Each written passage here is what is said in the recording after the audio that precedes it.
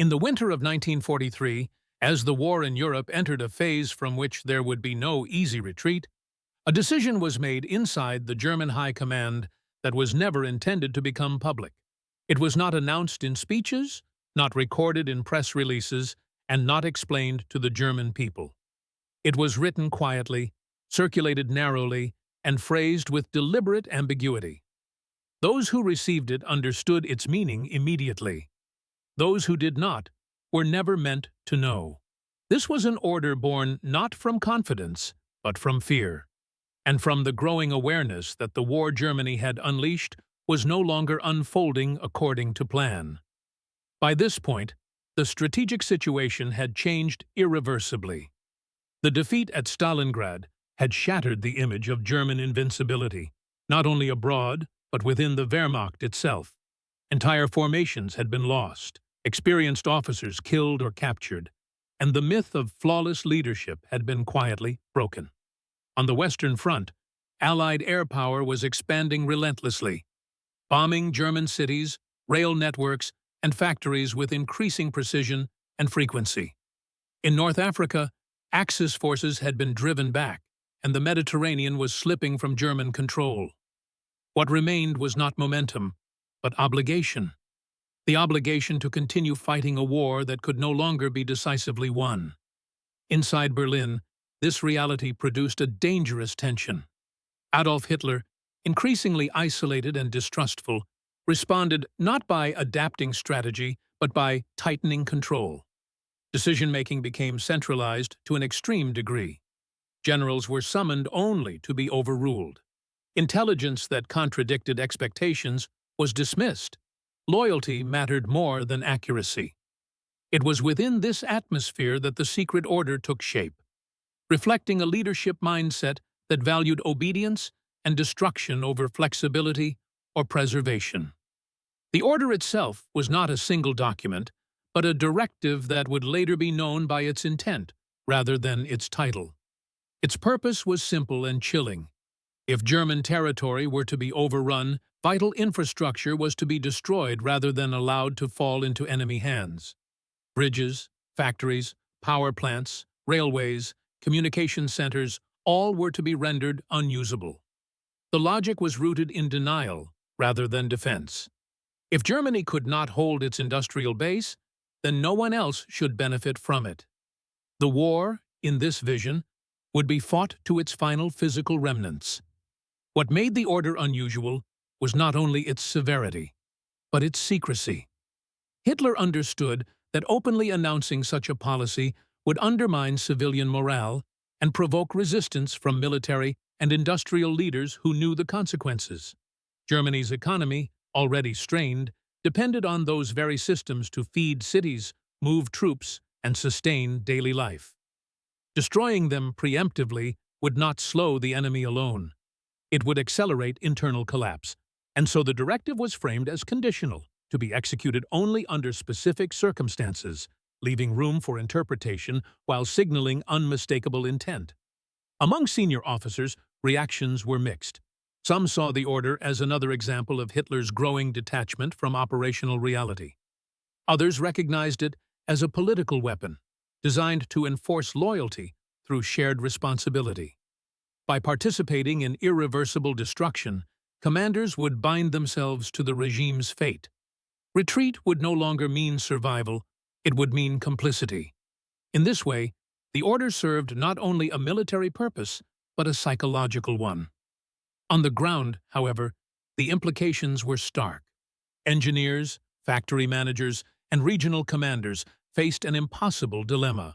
Obeying the order meant condemning their own cities and populations to hardship, perhaps starvation. Disobeying it meant risking accusations of treason. The order's ambiguity was intentional, allowing Berlin to deny responsibility while maintaining pressure. It was a system designed to shift blame downward while preserving authority at the top. Crucially, this directive marked a shift in how the war was being conceived by German leadership. Earlier strategies, however aggressive or misguided, had been oriented toward victory or negotiation. This order accepted neither. Instead, it reflected a worldview in which the survival of the regime was inseparable from the destruction of the state itself. Germany, as a living society, was no longer the priority. The war had become absolute. At the time, the Allies knew nothing of this internal directive.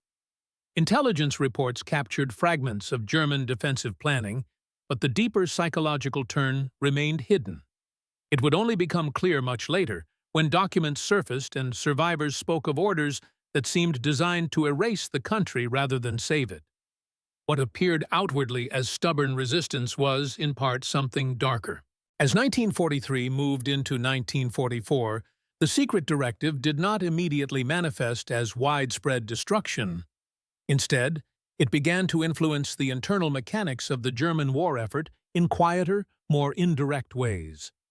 Its impact was felt less through explosions than through hesitation, confusion, and strained relationships within the command structure.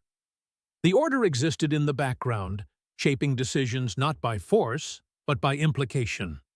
Germany's military leadership was operating under increasing pressure from multiple fronts. The Eastern Front demanded enormous manpower and material, while the Western Allies intensified their air campaign against transportation networks and industrial centers. Resources were limited, and the margin for error had narrowed dramatically. In this environment, the directive introduced a new variable into an already unstable system. Commanders were forced to consider not only how to defend territory, but how to interpret a future loss that had not yet occurred. The language of the order was intentionally conditional. It did not specify timelines, precise locations, or exact thresholds for action. This ambiguity placed responsibility on regional and local authorities to determine when circumstances justified destruction. Such decentralization might appear flexible on paper, but in practice, it created paralysis. Officers were reluctant to act decisively, knowing that any interpretation could later be challenged by higher authority. The result was a breakdown in clarity, with each level of command uncertain of the expectations placed upon it. This uncertainty was compounded by the changing nature of German command relationships. By this stage of the war, strategic decisions were increasingly centralized, while operational responsibility remained dispersed. Orders flowed downward, but feedback from the field was limited and often filtered. Reports that emphasized difficulty or retreat were discouraged. As a result, Berlin operated with an incomplete picture, while frontline commanders lacked clear guidance. The secret directive fit seamlessly into this pattern, reinforcing a system in which accountability was diffuse and communication unreliable. Within the military engineering corps, the directive raised practical concerns. Infrastructure destruction required time, materials, and trained personnel, all of which were already in short supply. Bridges could not be demolished without affecting friendly movements. Rail lines served both military and civilian needs. Power stations supported armaments production as well as hospitals and water systems. Engineers understood these interdependencies intimately, and many recognized that premature destruction could hinder German operations more than enemy advances. This technical reality clashed with the abstract logic of denial embedded in the directive. Civil administration faced similar dilemmas. Local officials were responsible for maintaining order, supplying food, and coordinating evacuations, even as resources dwindled. The prospect of destroying essential services introduced a contradiction into their mission. Preservation was necessary to sustain daily life, yet destruction loomed as a future obligation. This tension encouraged delay and cautious interpretation rather than decisive action. Compliance became a matter of timing rather than intent, with many choosing to postpone irreversible steps as long as possible. At higher levels, the directive also affected internal debates about the war's direction. Some officials argued that maintaining infrastructure could offer leverage in negotiations or support a controlled withdrawal. Others maintained that denying resources to the enemy was a legitimate military objective. These discussions rarely occurred openly and were shaped by the broader climate of mistrust. The directive did not resolve these disagreements. It merely suppressed them, reinforcing conformity without providing practical solutions. Allied pressure further complicated the situation. As bombing campaigns intensified, damage to infrastructure occurred regardless of German policy. Rail yards were destroyed, factories disabled, and power grids disrupted. In many cases, Allied action rendered the directive redundant. Yet this external destruction also created confusion about intent.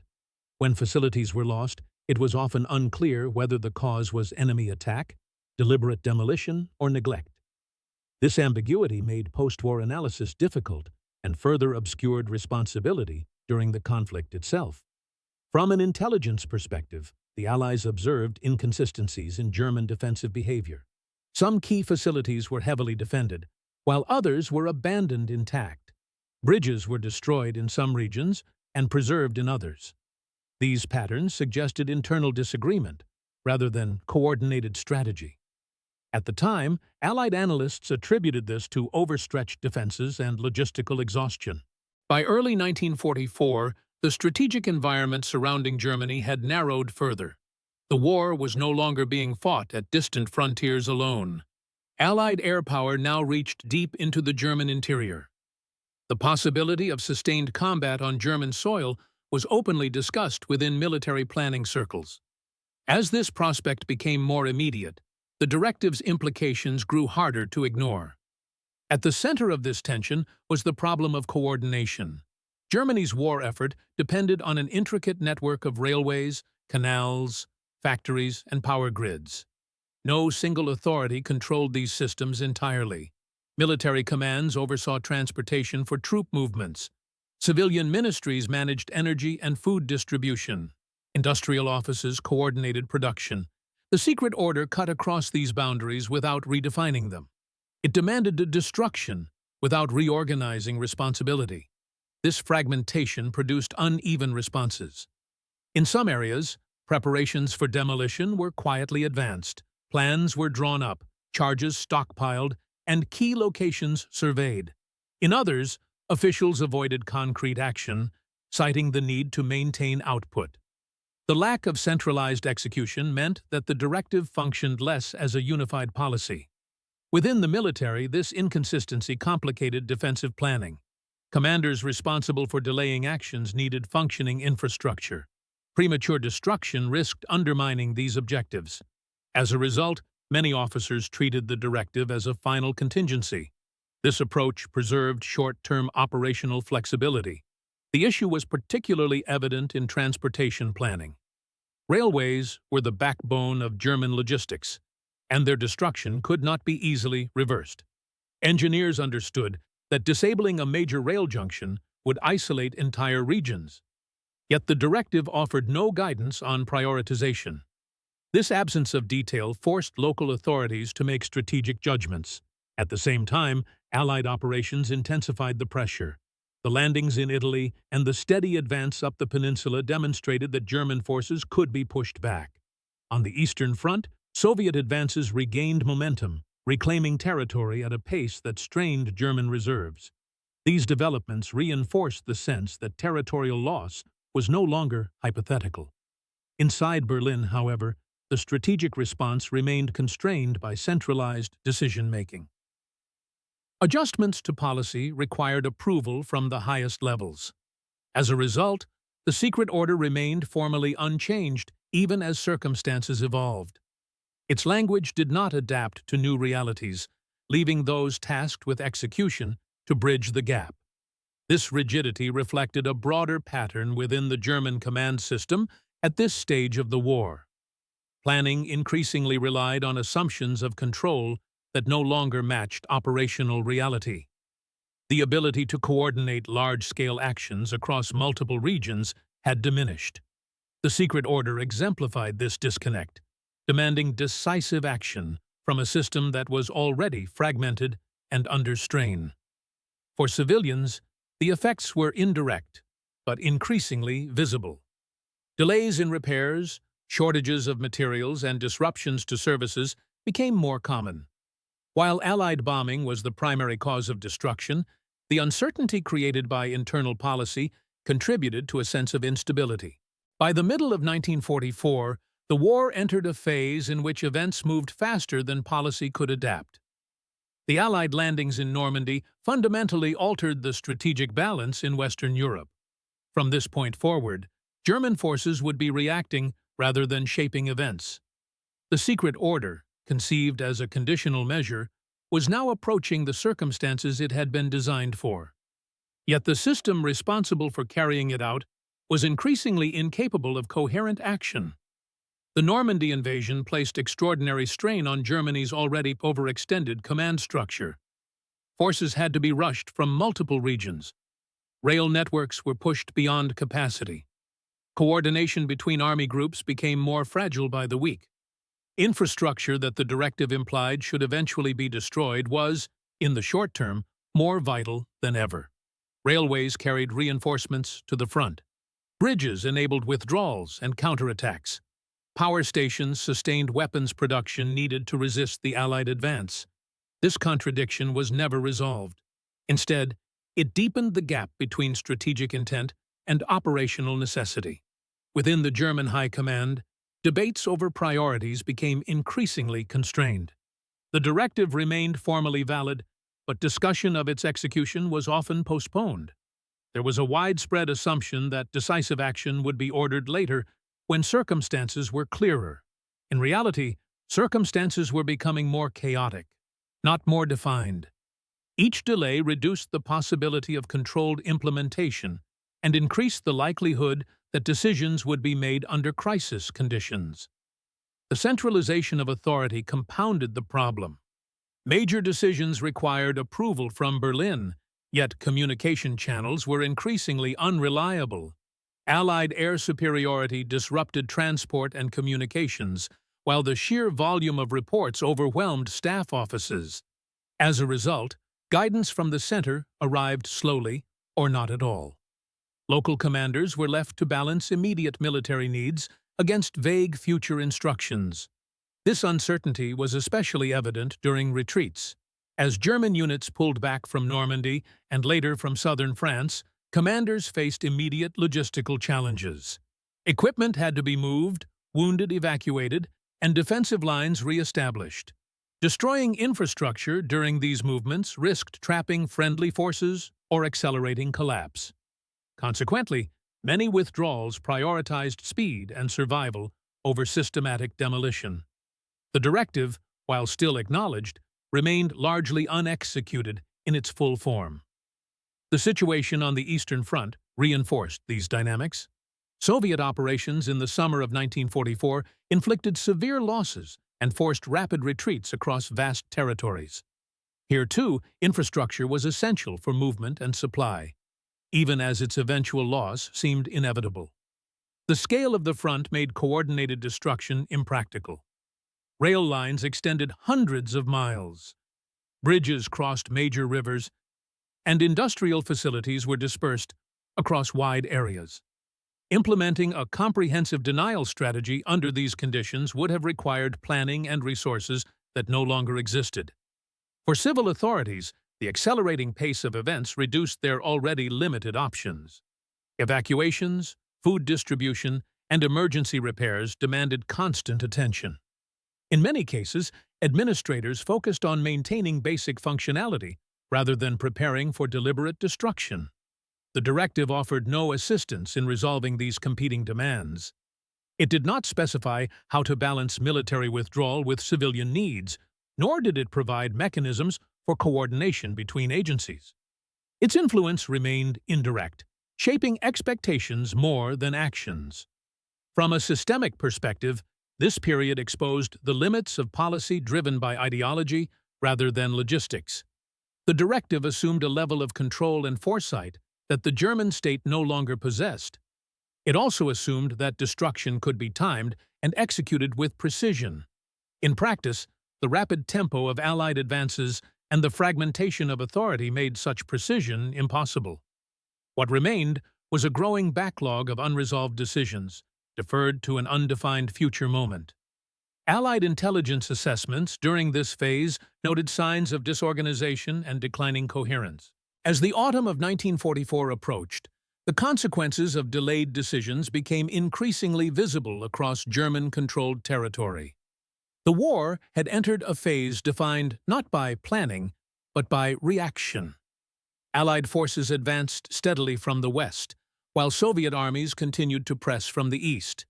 Under these conditions, the secret order no longer existed merely as a theoretical policy. It became an unresolved problem that accompanied every withdrawal and every loss of territory. What distinguished this period from earlier phases of the war was the speed at which situations changed.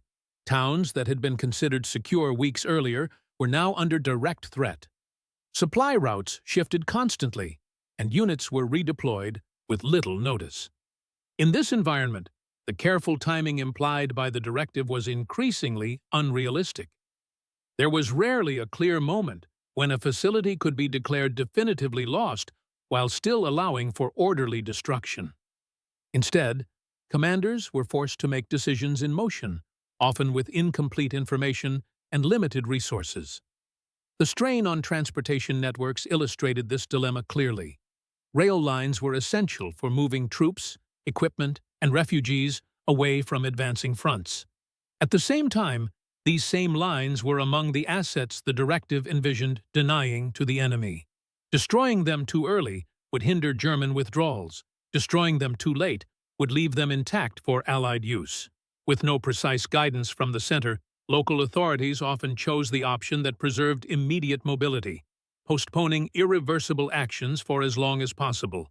Industrial facilities faced similar pressures. Many factories had already suffered damage from air raids, yet continued to operate at reduced capacity. Managers were tasked with maintaining production under increasingly difficult conditions, including labor shortages, power disruptions, and material constraints. The possibility that these facilities might eventually be destroyed created uncertainty about priorities. Repairs were sometimes deferred and investments minimized, as administrators weighed the value of short-term output against the likelihood of long-term loss. This cautious approach reflected pragmatism rather than defiance, but it also reduced overall efficiency. Within the military hierarchy, these practical considerations clashed with a growing emphasis on discipline and compliance. As setbacks mounted, tolerance for deviation narrowed. Orders were reiterated rather than revised, and failures were attributed to execution rather than concept. This atmosphere discouraged open discussion of feasibility. Commanders who questioned whether destruction could be carried out effectively under current conditions risked being perceived as lacking resolve. As a result, many concerns remained unspoken, addressed only through quiet delay rather than formal objection. The directive's ambiguity continued to play a central role. Because it did not specify the exact triggers, it allowed senior leadership to maintain authority without committing to detailed plans. Responsibility for interpretation remained distributed downward, while accountability flowed upward selectively. This structure created an environment in which hesitation was widespread, but ownership was rare. Each level of command waited for clearer signals, even as circumstances demanded immediate decisions. For civilian populations, the effects were increasingly tangible. Transportation disruptions, power outages, and shortages of essential goods became more frequent. While much of this hardship resulted from Allied operations and the general exhaustion of resources, the uncertainty surrounding infrastructure policy contributed to instability. Local officials struggled to reassure communities when they themselves were unsure how long services would be maintained. The line between temporary disruption and permanent loss grew harder to define. Allied forces, meanwhile, encountered a mixed landscape as they advanced. Some regions showed evidence of systematic demolition, while others appeared largely intact. Bridges might be destroyed in one area and preserved in another. Industrial sites were sometimes abandoned hastily, with machinery still in place. This inconsistency reflected not a coordinated strategy, but the uneven impact of the directive as it interacted with local conditions and individual judgment. From a strategic perspective, this phase underscored the limitations of policies that relied on controlled execution under deteriorating circumstances. Effective denial strategies require planning, coordination, and time. By late 1944, Germany lacked all three. The directive assumed a capacity to manage retreat methodically, but the reality was one of accelerating collapse. By the onset of winter in late 1944, the strategic situation had hardened into one of near inevitability. The pace of Allied advances left little room for recalibration. The German state was increasingly operating under conditions of permanent crisis. The secret order now hovered close to execution, not because circumstances had been clarified, but because options had narrowed. Inaction itself carried consequences. The strain on command structures became more pronounced as fronts contracted.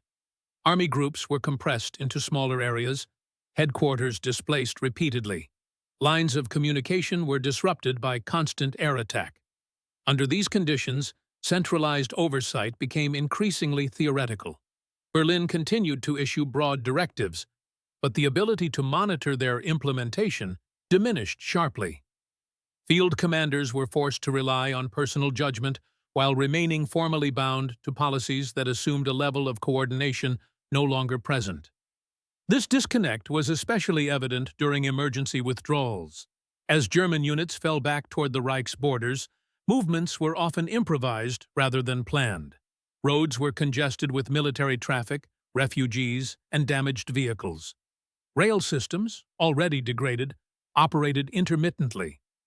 In such circumstances, the systematic destruction of infrastructure was rarely feasible.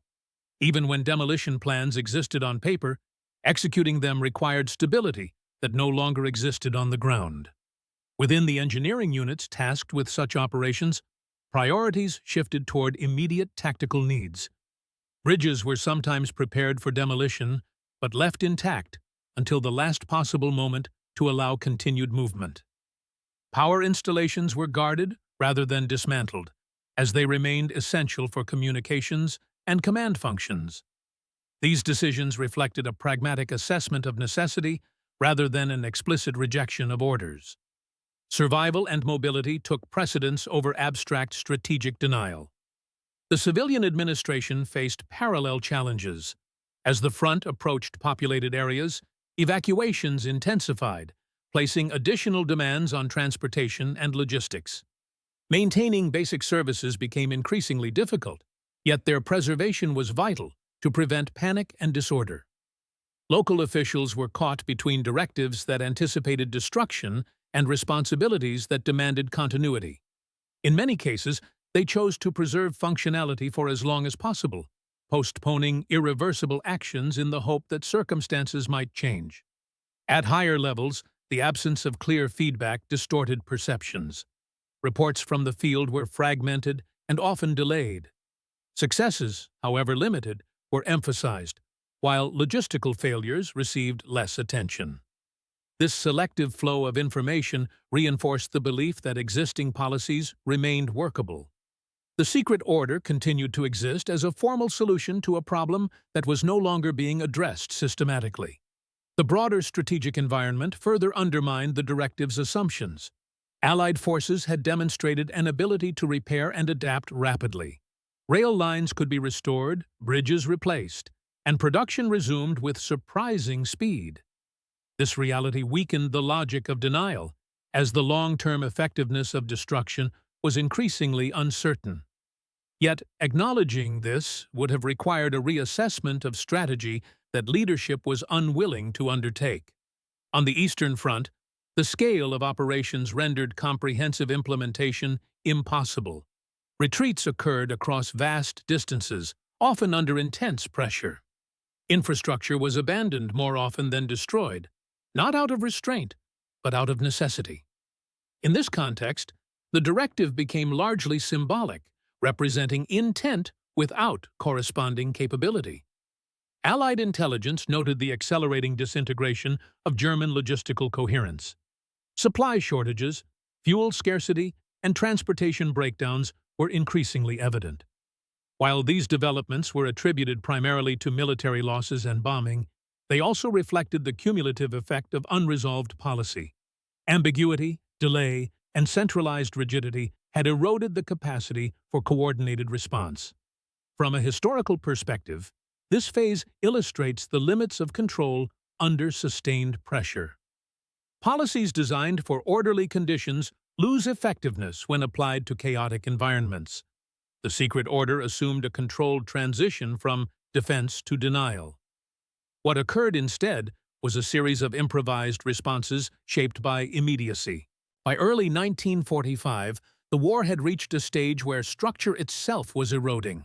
The German command system still existed on paper, but its ability to coordinate large-scale action had been reduced to fragments. Army groups operated with shrinking resources. Communications were intermittent, and authority was increasingly localized out of necessity rather than design. Within this environment, the secret order persisted, not as a clear directive guiding action, but as a shadow over decisions that were now being made minute by minute. The advance of Allied forces into German territory fundamentally altered the nature of the conflict. Fighting was no longer about holding distant fronts or trading space for time. It was about managing collapse while attempting to preserve some degree of order. In the West, Allied armies crossed the Rhine, overcoming what had long been regarded as a natural defensive barrier. In the East, Soviet forces pushed relentlessly toward the Oder River. These movements compressed German defenses into narrow corridors, reducing opportunities for organized withdrawal. Under these conditions, the assumptions behind the directive became increasingly detached from reality. It presumed a clear distinction between territory that could be defended and territory that was definitively lost. In practice, such distinctions no longer existed. Front lines shifted rapidly, sometimes within days or even hours. Towns changed hands because unexpectedly. Units found themselves bypassed or isolated. The fluidity of the situation made deliberate, coordinated destruction difficult to achieve, and even harder to justify tactically. Local commanders faced acute dilemmas. Destroying infrastructure might delay an enemy advance, but it could also trap friendly units or impede evacuation efforts. Leaving facilities intact risked providing resources to advancing forces, but also preserved essential services for civilians and retreating troops. With limited guidance and unreliable communications, these decisions were often made independently, shaped by immediate conditions rather than long-term policy. Engineering units, central to any implementation of the directive, were stretched thin. Their responsibilities included repairing damage, maintaining mobility, and preparing defenses, often simultaneously. Demolition tasks required explosives, time, and secure conditions, all of which were increasingly scarce. In many cases, engineers prepared sites for destruction but were unable to carry out the work before circumstances changed. Preparations were abandoned as units withdrew under pressure. Civil authorities confronted a parallel crisis. As fighting approached urban centers, administrative systems struggled to function. Food distribution, medical care, and public order demanded constant attention. The prospect of deliberate destruction conflicted directly with efforts to maintain stability. While some facilities were evacuated or disabled, widespread systematic demolition was rare. The emphasis, where possible, remained on preserving essential services until the last feasible moment. At higher levels, the erosion of effective control became more apparent. Berlin continued to issue directives, but their relevance diminished as conditions on the ground diverged sharply from assumptions made at the center. The secret order remained officially valid, yet its execution depended on a chain of command that no longer operated cohesively. Authority existed, but enforcement did not. The persistence of the directive under these circumstances illustrates a broader characteristic of the regime's final phase: the maintenance of formal policy despite the loss of practical capacity. Adjusting or rescinding the order would have required acknowledging the extent of disintegration, something leadership was reluctant to do. As a result, the directive remained unchanged, even as the system necessary to implement it unraveled. Allied forces observed the effects of this breakdown as they advanced. In some areas, infrastructure had been damaged or destroyed, though often in a piecemeal fashion. In others, facilities were captured largely intact. This inconsistency reflected not a coordinated strategy, but the uneven interaction between policy, local judgment, and rapidly changing conditions. The absence of a uniform pattern underscored the loss of centralized control.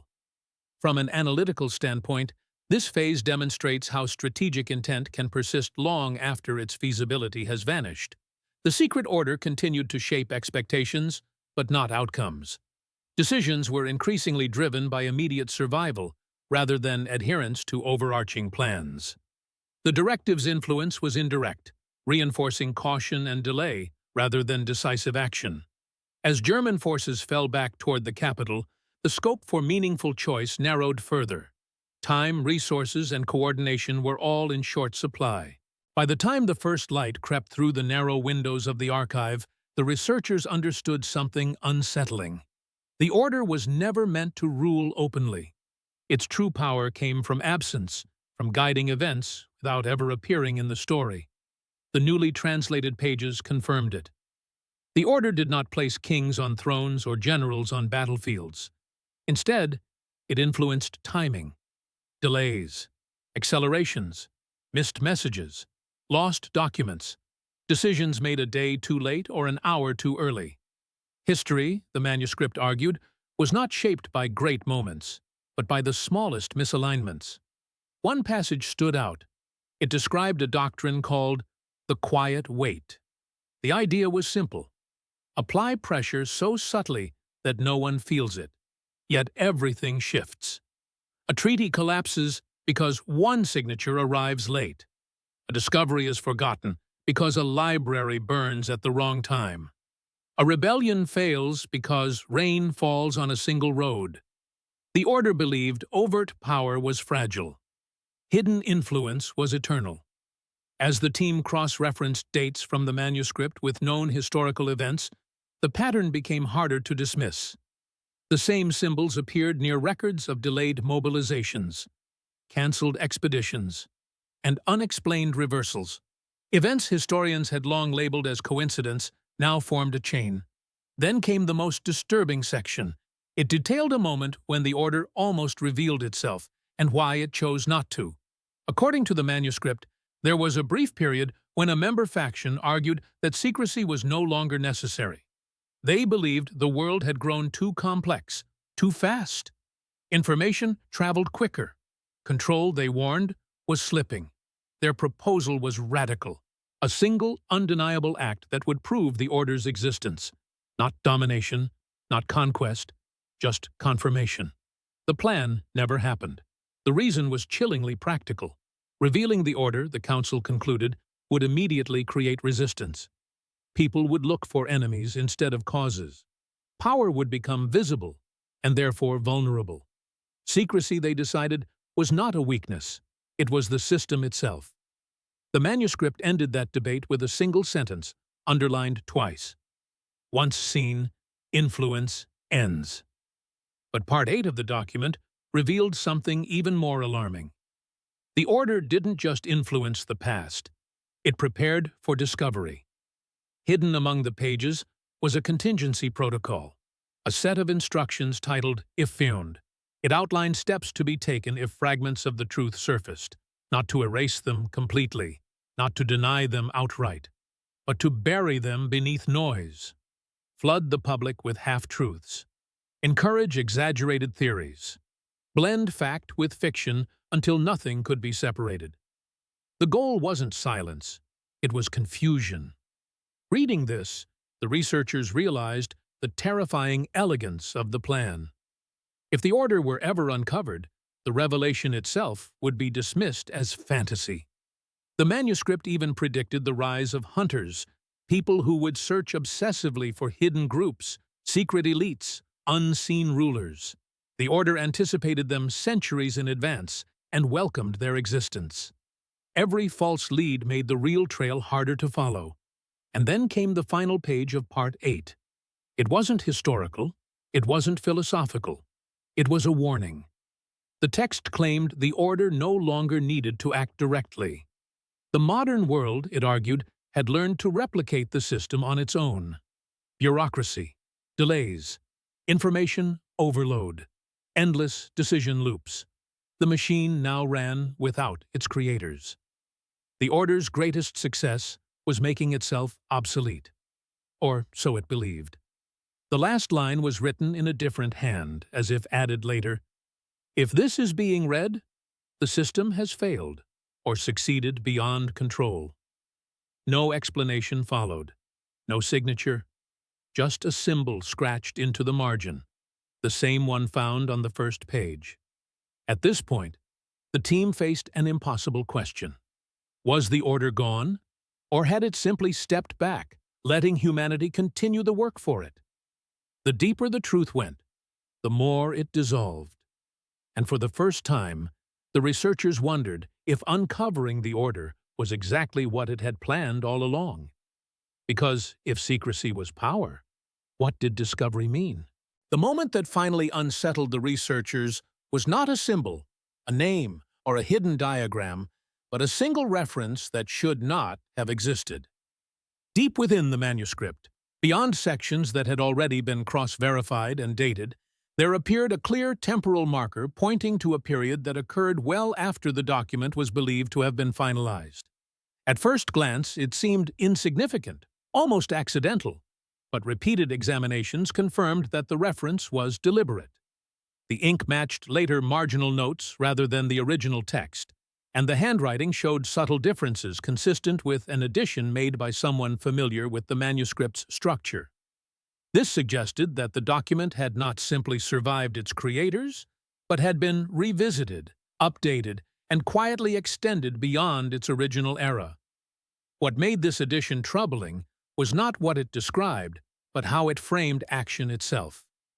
The passage did not outline a plan, a command, or an intervention. Instead, it listed a set of conditions, 3 specific indicators that, if present simultaneously, would require no direct involvement at all. These indicators were described in abstract terms: saturation of communication channels, paralysis within formal institutions, and a measurable collapse of public trust. When these elements aligned, the manuscript stated, outcomes would unfold without guidance. The system, whatever it was, would move forward on its own. Influence was no longer something to be applied. It was something to be anticipated. This realization forced a reevaluation of everything that came before. The order, as it was described in earlier sections, had always appeared to be an active force, issuing instructions, coordinating movements, shaping events through deliberate decisions. But this passage suggested a transition. At some point, the need for direction ended. The mechanisms were already in place, embedded within structures that no longer required oversight. Power flowed automatically through incentives, reactions, and feedback loops that no individual fully controlled. The role of the order, it seemed, had shifted from actor to observer long before it faded from record. As analysts compared the manuscript's indicators to historical data, uncomfortable parallels emerged. Periods of widespread uncertainty, information overload, and institutional stagnation aligned closely with the described conditions. In those moments, outcomes had often appeared inevitable in hindsight, yet impossible to attribute to a single cause. Decisions seemed to make themselves driven by momentum rather than intent. The manuscript did not predict specific events, but it described a recurring environment in which control dissolved while influence intensified. That distinction proved critical. Further examination revealed an overlooked concept buried in symbolic language rather than procedural instruction. It referred to continuity, but not in the sense of lineage or succession. Continuity was described as functional, not personal. The order was never intended to exist as a stable group with fixed membership. Instead, it manifested wherever influence over timing, resources, or information temporarily converged. Individuals did not join it, and many were unaware of their role entirely. Once their position changed, the function moved on. There were no initiations, no titles, and no enduring structure to expose. This interpretation resolved a long-standing contradiction. If there was no permanent organization, then there was nothing tangible to dismantle. The order could not be destroyed because it was not built to survive. It existed only in moments of alignment, appearing wherever systems allowed disproportionate influence to emerge naturally. What historians had searched for, a hidden group directing events, was a misreading of the phenomenon. The manuscript suggested that the true mechanism was systemic, not conspiratorial. The most unsettling section followed shortly after, introducing a concept referred to as the mirror phase. This phase was not described as an action taken by the order, but as a predictable reaction within society's approaching instability. It was the moment when observers began actively searching for hidden coordination behind every failure or coincidence. As trust eroded, explanations shifted from complexity to intent. Randomness became suspect, and every outcome was interpreted as the result of unseen control. According to the manuscript, this phase marked the point at which influence became indistinguishable from chaos. Crucially, the text argued that awareness did not weaken the system. It completed it. Once enough people believed that unseen forces were shaping events, skepticism spread faster than information. Institutions lost legitimacy regardless of their actions. Efforts to restore trust only deepened suspicion. The final understanding did not arrive as a revelation, but as a quiet settling of ideas that had already been circling the same conclusion. After months of study, cross-referencing, and debate, the researchers recognized that the manuscript was not incomplete, nor had it been interrupted by external forces. It ended exactly where it was intended to end. There was no final command, no closing doctrine, and no summary of achievements because the document was not meant to conclude an operation. It was meant to describe a condition. Once that condition existed, nothing further needed to be written. The absence of instruction was itself the proof that the system no longer required guidance. What remained most striking was how deliberately the manuscript avoided moral judgment. It did not describe the mechanisms it outlined as good or evil, necessary or destructive. It treated them as natural consequences of human organization at scale. When populations grew large enough, when communication became dense enough, and when institutions accumulated enough complexity, influence ceased to be linear. Power no longer moved from decision to outcome in a direct line. Instead, it dispersed through networks, incentives, fears, and expectations.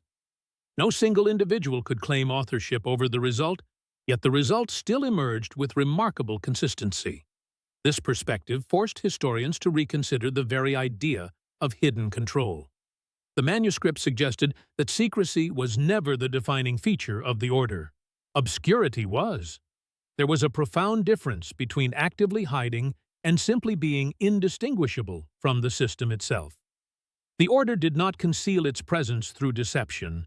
It dissolved into normality. Its principles became embedded in procedures, habits, and assumptions that no longer felt imposed. By the time anyone thought to look for it, they were already inside its effects. In its closing reflections, the manuscript described what it called the final stability. This was not a period of peace or balance, but of predictability. Societies caught within this state would oscillate between confidence and doubt, reform and stagnation, unity and fragmentation. Yet, the overall trajectory would remain unchanged. Attempts to radically alter course would fail not because they were opposed, but because they could not overcome the accumulated weight of existing structures. Even revolutions, the text suggested, often replaced visible leadership without altering the deeper mechanisms underneath. One of the most debated implications was the role of individual responsibility. If outcomes emerged from systems rather than commands, where did accountability reside? The manuscript did not provide an answer, but it hinted at a difficult truth. People still made choices, but those choices were increasingly shaped by environments they did not design and could not easily escape. Freedom existed, but within narrowing corridors defined by economics, information flow, and institutional inertia. Recognizing the system did not grant control over it. At best, it offered awareness of constraints. As word of the findings spread within academic circles, reactions were mixed. Some dismissed the manuscript as an exercise in abstract theory, projecting modern anxieties onto historical text. Others argued that its value lay not in literal accuracy, but in how clearly it articulated patterns that historians had long observed but struggled to describe. The idea that power could exist without a central authority challenged deeply held assumptions about how history functioned. Yet the evidence, drawn from disparate eras and cultures, was difficult to ignore. In the end, the manuscript was archived rather than published widely, not because it contained forbidden knowledge, but because its conclusions resisted simple explanation. It did not offer solutions, warnings, or enemies to oppose. It offered a mirror. Those who read it carefully often found themselves unsettled, not by what it revealed about the past, but by how closely its descriptions resembled the present. The more one looked for the order, the more it seemed to dissolve into familiar systems that governed daily life. The final sentence of the document was brief and unadorned, lacking the symbolism found elsewhere. It stated that systems endure longest when they no longer appear intentional. Influence, once fully normalized, becomes invisible. At that point, exposure loses its power, opposition loses its target, and history continues forward without acknowledging the forces that shape it. With that realization, the story did not close with certainty or resolution. It ended with understanding. The order was never meant to be found because it was never meant to be separate. It existed in the spaces between decisions, in the momentum of institutions, and in the expectations people carried without questioning their origin.